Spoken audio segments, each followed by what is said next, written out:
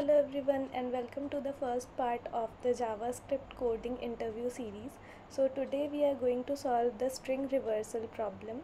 So the problem is simple. All you need to do is reverse the string that is provided and display it in the output. So we are going to start with creating a function and we'll pass the string which we want to reverse in it. There is no predefined method for reversing a string, but there is a reverse method for reversing an array, so we'll make use of that method. So what I like to do is I divide my problem into small chunks, and what we can do is we can write some comments for the same, like step 1 I need to do this, step 2 I need to do this, and step 3 I need to do this to achieve the complete solution of your problem. So first, as we know that we have a reverse method on an array, so what we can do is we can convert the string to array and then apply the reverse method on that array in our step 2. So that is what we are going to do here.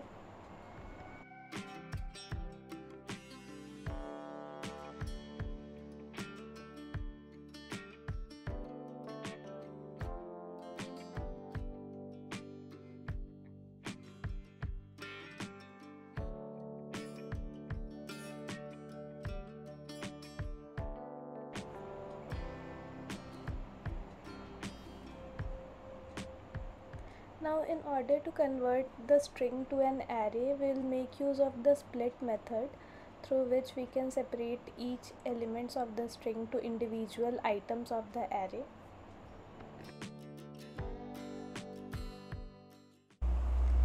And then we can join the array elements to again a string, and then we'll return the same.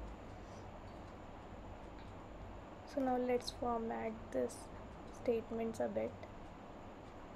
So this is our final solution. It is just 3 lines of code.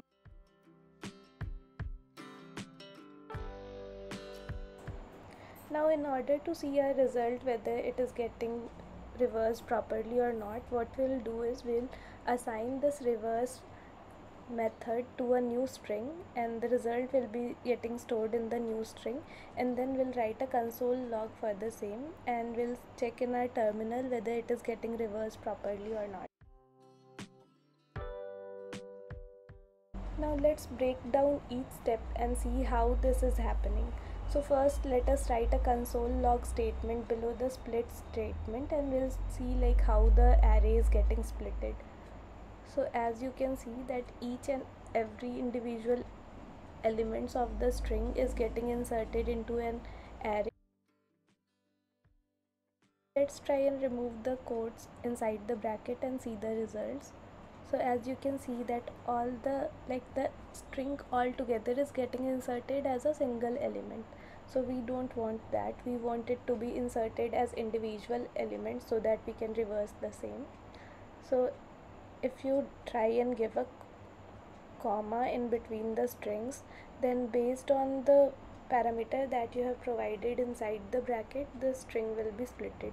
So based on the comma, it is getting splitted here. So this is how the split function works.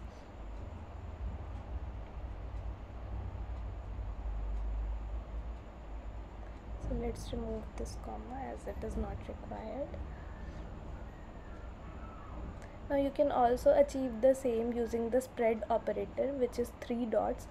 What it does is it spreads the string into individual elements and it inserts them into the array. So this is the second method through which you can convert a string to an array.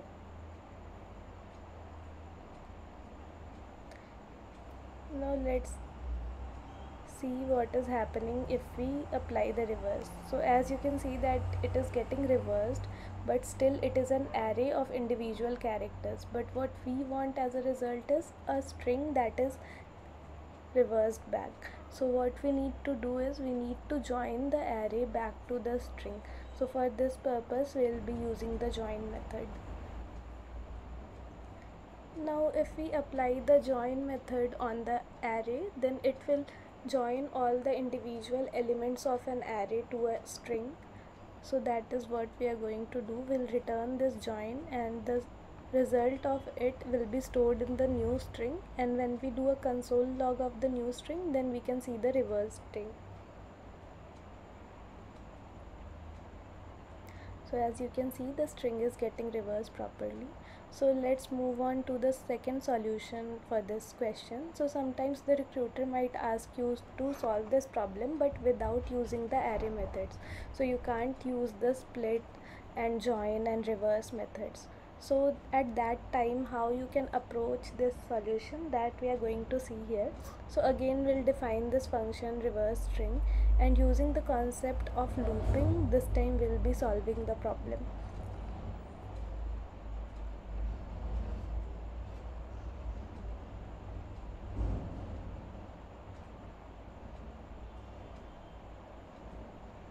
So we'll take each and every character of the string. Based on the individual characters, we'll try to reverse it.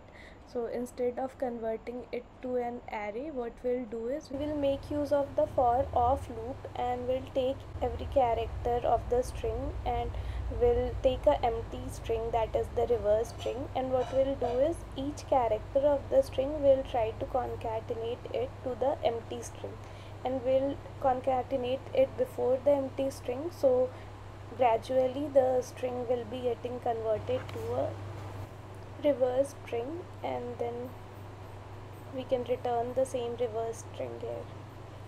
So we'll format this first function and the second function so that it looks a bit better, and then we'll just comment the first function because we have the same name for both the function, and we want to keep this function as well for comparison later. So we'll just keep it here, and we'll test our second function that we wrote just now.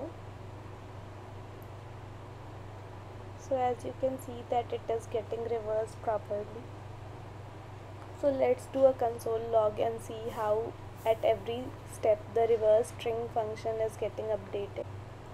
Now let's see how the reverse is happening here. So if we see our function that we wrote just now, so we were taking a reversed string which was an empty string, and then we were taking each and every character of the string that we have provided, and then we were concatenating our characters to the start of the reverse string which was an empty string. So if we write it down here, then we can see like how it is happening. So as you can see that first character of a string, so if we take the first character, so hello, in hello the first character is H, and it should be appended to the start of our reverse string. So H and plus a space or the empty character. So plus in JavaScript is treated as a concatenation operator as well. So if you have a number and there is another number and a plus is there in between those two numbers, then it will treat them as a sum operator and it will plus them. But if it is between two characters, then it will concatenate them and it will be treated as a string. So that is how the solution was being achieved.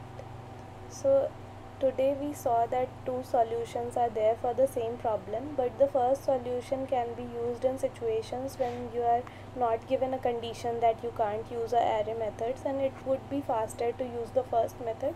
But whenever there is a condition that the recruiter has provided that you don't have to use the second, like the array methods, at that time you can use the second solution. So that was it for today's video, and in the next video we'll be working on the string palindrome problem. So it is same as the string reversal with a little twist.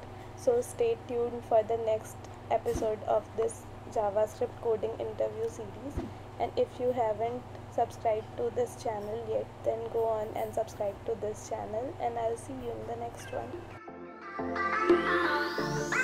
one.